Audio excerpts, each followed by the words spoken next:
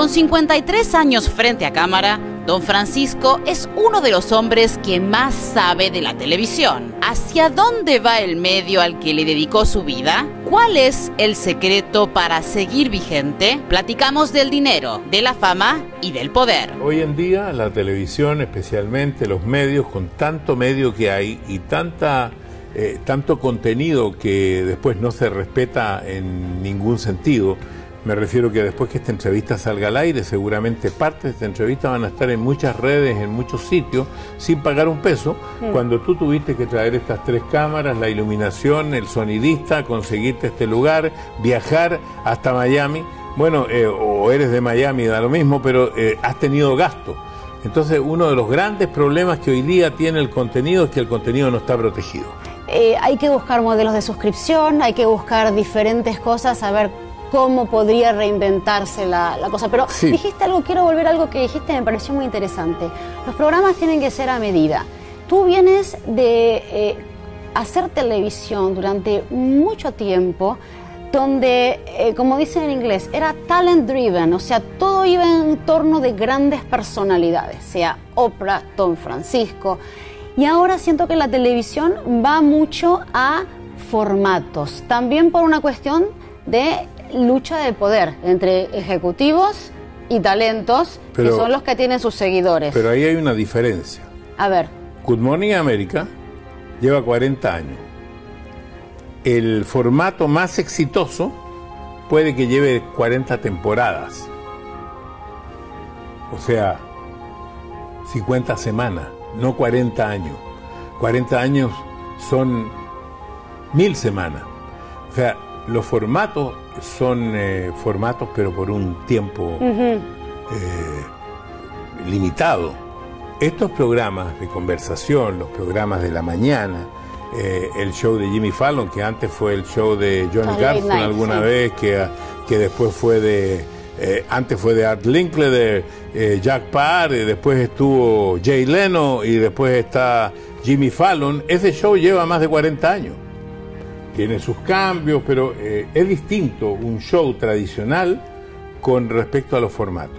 Porque los formatos no son hechos a la medida del animador, sino que el animador se tiene que poner a la medida del formato. Pero ¿no crees que cada vez hay más formatos, como si yo te dijera las competencias de canto, los realities, etcétera, como una manera de, ok, tenemos conductores con una permanencia hasta aquí nomás, ¿no es cierto? Y tratar de reciclar a la gente para que nadie crezca de más. Esta es mi teoría, ¿no? Personal, que la televisión muchas veces busca que esa lucha entre lo que sería quienes deciden la televisión y quienes están frente a cámara, digamos, el balance de poder esté más del lado de la gente que no está frente a cámara. Bueno, yo siempre creo que las empresas han querido tener el poder y de hecho lo han tenido. Porque cuando han visto un joven como Art Linkletter, que acaba de retirarse, le ofrecieron hacer un late late show y le hicieron un contrato por 15 años. Y cuando no le dieron el programa que era de Johnny Carson, recién ahí él se pudo cambiar de estación. O sea, también las estaciones manejan a su talento de alguna manera.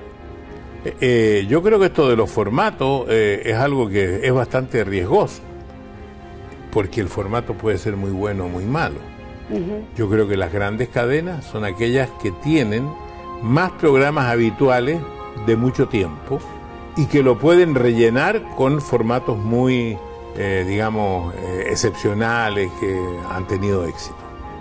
¿Y tú cómo has hecho para que una marca como Sábado Gigante pudiera tener permanencia más de 5 décadas? Bueno, yo creo que es por 2 razones. Una, porque hicimos todo a través del público. Yo era un animador que no estuvo nunca en el escenario, siempre estuvo en el público, y porque hubo un constante trabajo de renovación. Porque por muy bien que hagas tú estas entrevistas, si a las entrevistas dentro de poco no le vas poniendo algún nuevo ingrediente, algo que antes no había, es como cuando vas a un restaurante y dices, mira, hace muy bien la milanesa con queso. Fuiste una vez, fuiste 2 veces, fuiste 3 veces, fuiste 5 veces, pero ahora ya no quiero comer milanesa. ¿Qué más hacen?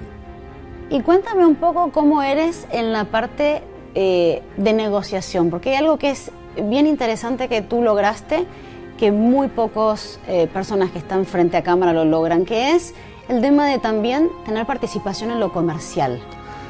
Bueno, lo que yo hice, en realidad, yo le propuse a los canales ayudarles a vender, ayudarles a comercializar, ayudarles a que tuvieran más utilidad y que de esa utilidad mayor me dieran a mí algún porcentaje. Y así fue, porque yo tenía un sueldo, yo era un empleado, pero además tenía un porcentaje. Con el tema de la fama, ¿no es cierto? Tantos años de ser famoso.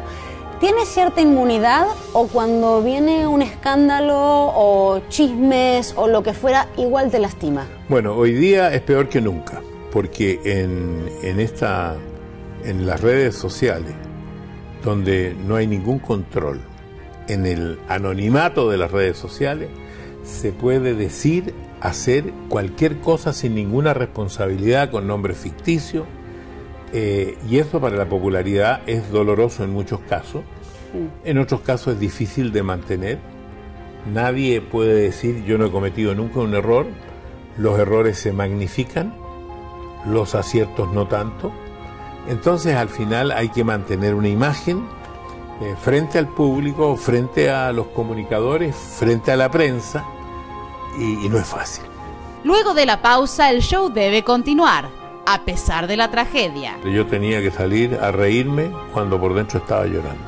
Don Francisco nos cuenta su momento más difícil frente a cámara.